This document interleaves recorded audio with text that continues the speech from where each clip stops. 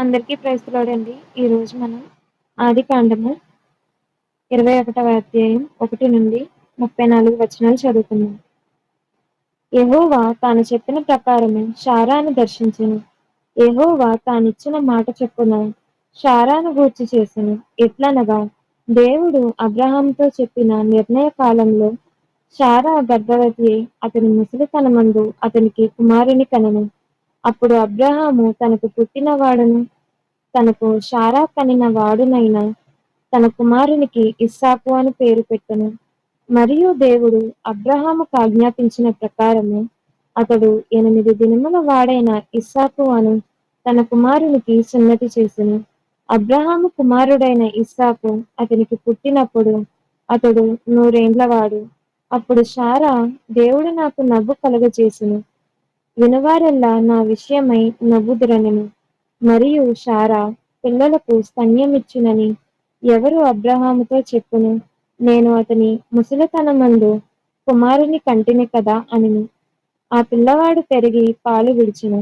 ఇస్సాకు పాలు విడిచిన దినమందు అబ్రాహాము గొప్ప విందు చేసెను. అప్పుడు అబ్రాహామునకు ఐగుప్తీయురాలైన హాగరు కనిన కుమారుడు పరిహసించుట శారా చూచి, ఈ దాసీని దీని కుమారుని వెళ్ళగొట్టుము. ఈ దాసీ కుమారుడు నా కుమారుడైన ఇస్సాకుతో వారసుడై ఉండడని అబ్రాహాముతో అనెను. అతని కుమారుని బట్టి ఆ మాట అబ్రాహామునకు మిక్కిలి దుఃఖము కలుగజేసెను. అయితే దేవుడు, ఈ చిన్నవాణ్ణి బట్టియు నీ దాసీని బట్టియు నీవు దుఃఖపడవద్దు. శారా నీతో చెప్పు ప్రతి విషయంలో ఆమె మాట వినుము. ఇస్సాకు వలన అయినదియే నీ సంతానమనబడును. అయినను ఈ దాసీ కుమారుడును నీ సంతానమే గనుక అతన్ని కూడా ఒక జనముగా చేసేదనని అబ్రాహాముతో చెప్పెను. కాబట్టి తెల్లవారినప్పుడు అబ్రాహాము లేచి ఆహారమును నీళ్ల తిత్తిని తీసుకుని ఆ పిల్లవానితో కూడా హాగరునకు అప్పగించి ఆమె భుజం మీద వాటిని పెట్టి ఆమెను పంపివేసెను. ఆమె వెళ్లి బెయేర్షెబా అరణ్యములో ఇటు అటు తిరుగుచుండెను. ఆ తిత్తులోని నీళ్లు అయిపోయిన తరువాత ఆమె ఒక పొద క్రింద ఆ చిన్నవాణ్ణి పడవేసి, ఈ పిల్లవాని చావు నేను చూడలేనని అనుకుని వింటివేత దూరము వెళ్లి అతనికెదురుగా కూర్చుండెను. ఆమె ఎదురుగా కూర్చుండి ఎలుగెత్తి ఏడ్చెను. దేవుడు ఆ చిన్నవాని మొరను వినెను.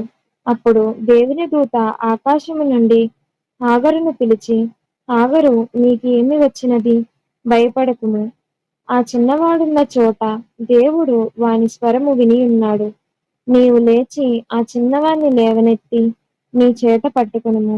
వానిని గొప్ప జనముగా చేసేదనని ఆమెతో అనెను. మరియు దేవుడు ఆమె కన్నులు తెరిచినందున ఆమె నీళ్ల ఊట చూచి వెళ్లి ఆ తిత్తిని నీళ్లతో నింపి చిన్నవానికి త్రాగనిచ్చెను. దేవుడు ఆ చిన్నవానికి తోడై ఉండెను. అతడు పెరిగి పెద్దవాడై ఆ అరణ్యములో కాపురముండి విలుకాడాయెను. అతడు పారాను అరణ్యములో నున్నప్పుడు అతని తల్లి ఐగుప్తు దేశము నుండి ఒక స్త్రీని తెచ్చి అతనికి పెండ్లి చేసెను. ఆ కాలమందు అబీమెలెకును అతని సేనాధిపతి అయిన ఫీకోలును అబ్రాహాముతో మాటలాడి, నీవు చేయు పనులన్నిటిలోనూ దేవుడు నీకు తోడై ఉన్నాడు గనుక నీవు నన్నైనను నా పుత్ర పౌత్రాదులనైనను వంచింపక నేను నీకు చేసిన ఉపకారము చెప్పున నాకును నీవు పరదేశివై ఉన్న ఈ దేశమునకు చేసేదయని దేవుని పేరట ఇక్కడ నాతో ప్రమాణం చేయమని చెప్పెను. అందుకు అబ్రాహాము ప్రమాణం చేసేదనెను.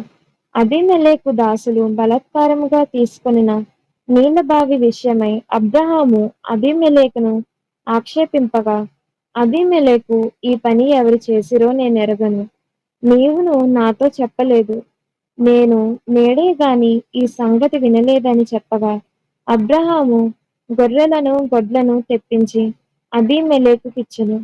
వారిద్దరూ ఇట్లు ఒక నిబంధన చేసుకొనిరి.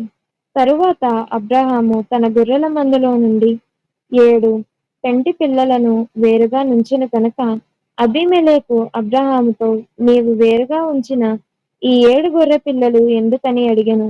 అందుకతడు, నేనే ఈ బావిని త్రవ్వించినందుకు నా సాక్షార్థముగా ఈ 7 గొర్రె పిల్లలను నీవు నా చేత పుచ్చుకొనవలెనని చెప్పెను.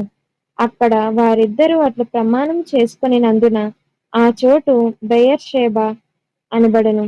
బెయేర్షెబాలో వారు అలాగు నిబంధన చేసుకొనిన తరువాత అబీమెలెకు లేచి తన సేనాధిపతి అయిన ఫీకోలుతో ఫిలిష్తీయుల దేశమునకు తిరిగి వెళ్ళెను.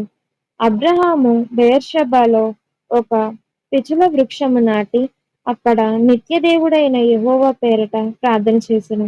అబ్రాహాము ఫిలిష్తీయుల దేశములో అనేక దినములు పరదేశిగా నుండెను. దేవుడి వాక్యం దీవించును గాక. ఆమేన్.